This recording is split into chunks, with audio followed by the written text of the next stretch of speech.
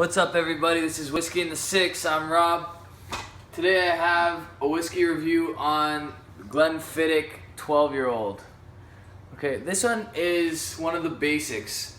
All right, it's your average run-of-the-mill. Actually, I wouldn't say average. It's your lower-end Scotch single barrel. Okay, or single malt. They're widely available. Pretty much anywhere that sells liquor, you'd be able to buy a Glenfiddich 12-year-old. These guys in the Glenlivet 12-year-old are your most common single malt Scotch available. Glenlivet's #1 in the world as far as sales. Glenfiddich is #2 in the world. So basically they're bottling at 40% to mass produce, because they've got to provide literally globally, worldwide. Okay, so this is bottled, like I said, 40%.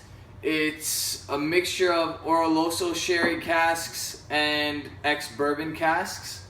My suspicion is that they are refilled probably several times. These bottles have been reused.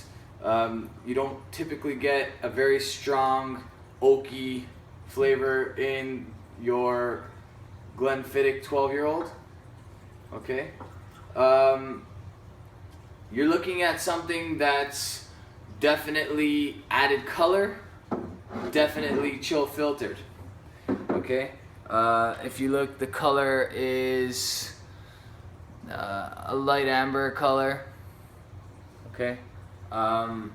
If this was aged in first fill sherry, even at 12 years old, this would be much darker. Okay, if you look back to some of my videos, particularly the Glendronach 12-year-old, that's the same age, 12 years old, but it's exclusively aged in sherry Oloroso casks and sherry Pedro Jimenez casks. So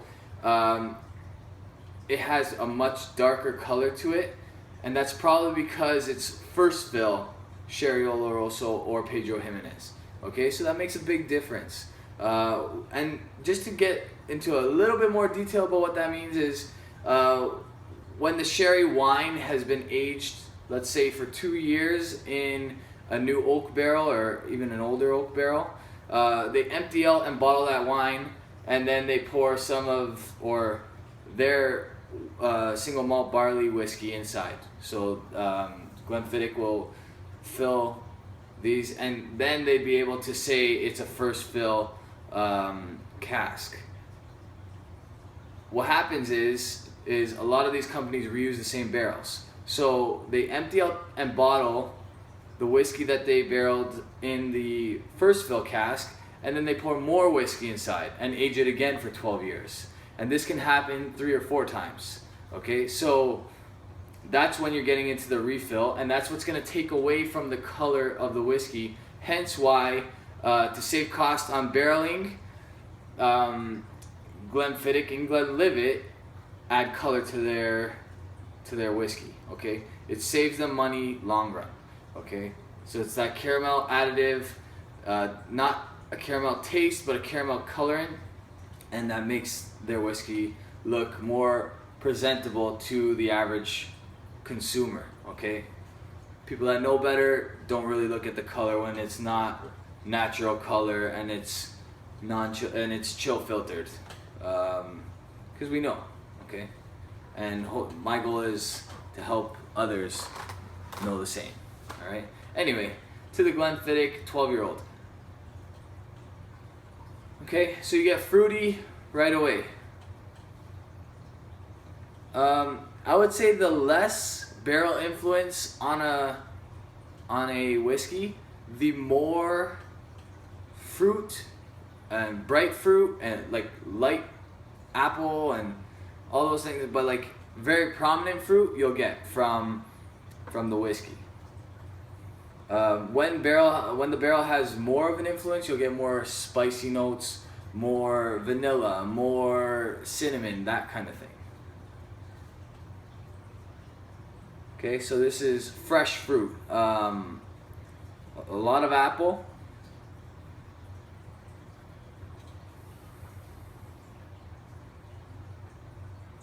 There's like a hint of vanilla there. A lot of honey. I get quite a bit of honey.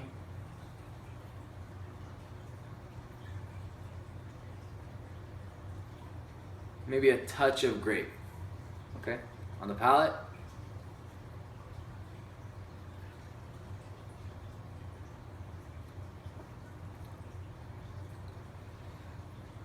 Here's where a little bit of the barrel influence comes in. You get a little bit of that char from the inside of the barrel, which provides a touch of smokiness. You'll get that from the Glenfiddich 12-year-old. This is a little bit, there's a little bit more substance to the Glenfiddich 12-year-old than there is to the Glenlivet 12-year-old. Both at $50 are pretty decent buys. Like you can't really complain about what you're getting for $50. They're made for the person that doesn't want something overly complex, okay, and they do their job.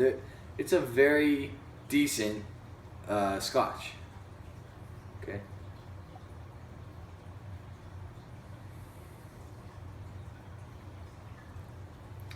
So the oakiness comes a little bit more in the taste than in the smell, okay. It's sweet but not overly sweet. There's a hint of like orange peel in there, the bitterness of an orange peel.